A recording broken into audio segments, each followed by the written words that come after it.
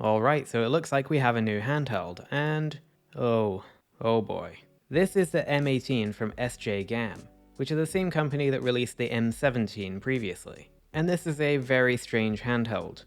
It's vertical, kinda like a Game Boy, but with dual analog sticks and a full widescreen up top.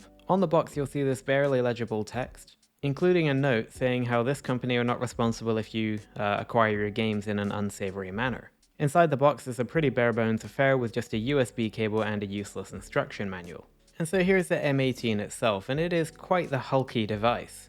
Actually, it's massive, similar to the RG45V. You can see these gigantic chunky grips on the back, and just this kind of disproportionately slim screen on top. It's not necessarily awful feeling in the hands, but it's just really weird, to be honest.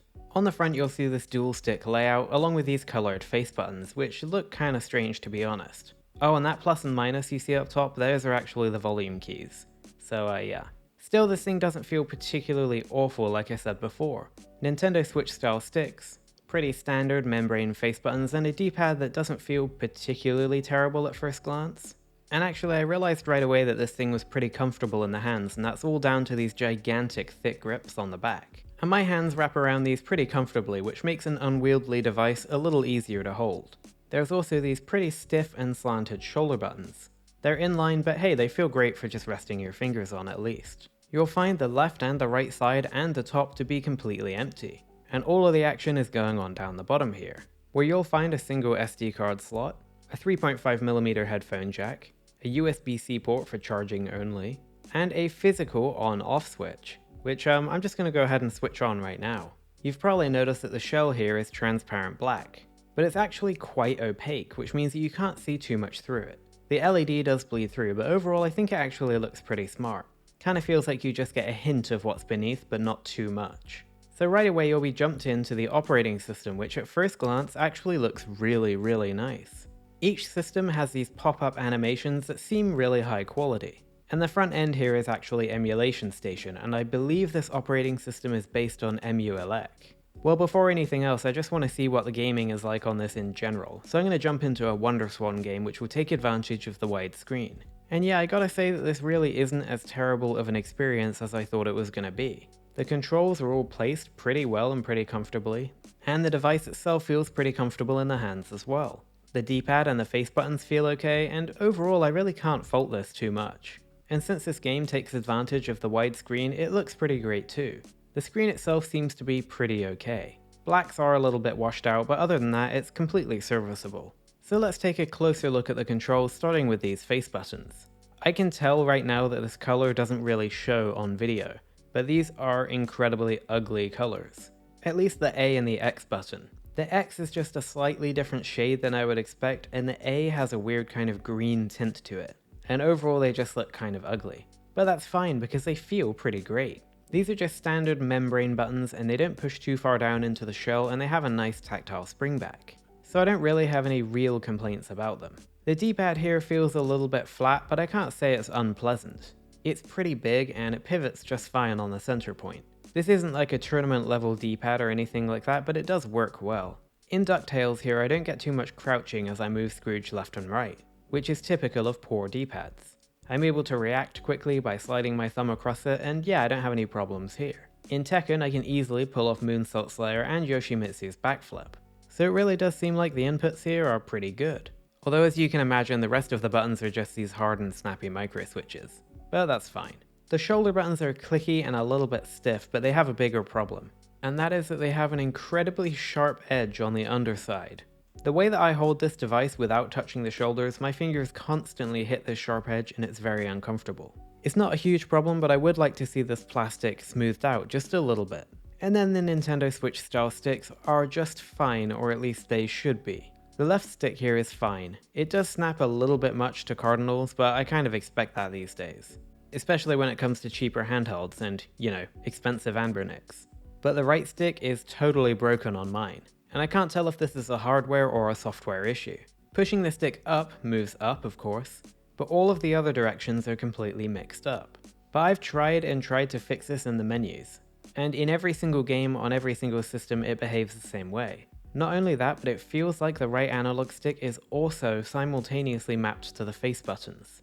All in all, I wasn't able to get basically anything to work on this right stick, no matter what system or game I was playing. So pretty disappointing. So since we're kind of talking about a potential software issue, let's take a quick look at the software. Because this OS feigns quality. It looks great on the main menus, but that's basically it. I do like these pop-up animations, and in the game list, wait, why is Funky Kong here? Oh well, whatever. The game lists look nice and they're complete with box art, and sometimes screenshots and other things too. Now right now I'm running a slightly modified version of this operating system that gives you access to RetroArch in a way. So pressing the home button will jump you straight into RetroArch. And of course you can configure a few settings here. The only exception to this, seemingly, is PSP, which will just give you a native menu. And all you get is continue, save, load, and exit.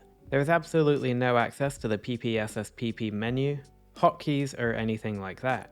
Which means that PSP is exactly as you get it, there's no changing anything here. Anyway, it's not all sunshine and daisies in RetroArch either, because you can't really do anything here. Any settings that you change will basically never persist, and it's seemingly impossible to save overrides as well. Modifying settings like the controller layout is basically impossible, as you have to do this weird scrolly thing, and then once you do that you can't save a remap file anyway. And this is super disappointing because this is already running EmuELEC or something like that, so I really don't know why this isn't just one of those open Linux systems. They've locked it down to the point that it's absolutely unusable. If there's anything about any of these games that you don't like, and there's probably going to be a lot, there's basically nothing that you can do about it on a permanent basis. And honestly, without the modification that I got from Zoo Reviews, you don't even get access to RetroArch at all, and there are no settings to change whatsoever. And I have to be perfectly blunt that the operating system here is totally unusable. It is completely awful, despite the good first impression. The other huge problem with the M18 is performance. This is actually running a Rockchip RK3566, and I have plenty of devices with that chip that I am very happy with, but this is certainly not one of them. Even an extremely low-end system like PS1 runs like a slideshow on this device. The performance is not good at all. And I spent hours tweaking this trying to get something a bit better, but it doesn't work at all. Just look at the performance difference here between the M18 and the RGB30. These devices are running on the exact same chip, and yet the M18 is significantly worse in every way. And if you're thinking of trying to play anything higher than that on this device, just go ahead and forget it. Now I know that God of War is probably the hardest PSP game to emulate, but you can see how it's running here, it's completely unplayable. And every single other PSP game on this device is just like that. Which again doesn't make sense because RK3566 should be able to play most PSP pretty well. Add to that the fact that there are clearly rendering issues with the background here, and yet you cannot change any setting at all. It's just an awful experience. And of course N64 is going to be the same way. It's so incredibly unplayably slow, it's not even worth looking at. And so in the end, the M18 has the same problem that I have with so many widescreen devices that are at lower power levels. Outside of WonderSwan, there's absolutely nothing on this device that can play that will take advantage of the widescreen. PSP games perform terribly, and even though we have RetroArch here, we can't even stretch anything to the widescreen either. And playing anything less than a widescreen begs the question, well, why bother with this handheld at all? In the end, I don't dislike the M18 for what it is. I think a vertical handheld like this looks a bit silly, but it's important to remember that some of the most goated devices of all time were vertical widescreens. And yet the M18 is just kind of bad. But then it's not bad because it's a widescreen vertical that's gigantic in the hands or anything, it's bad because it has poor software and poor performance. And because if you want a widescreen device, there are substantially better options out there, even at budget prices. I want to say thanks to GoGameGeek for sending me this device to review.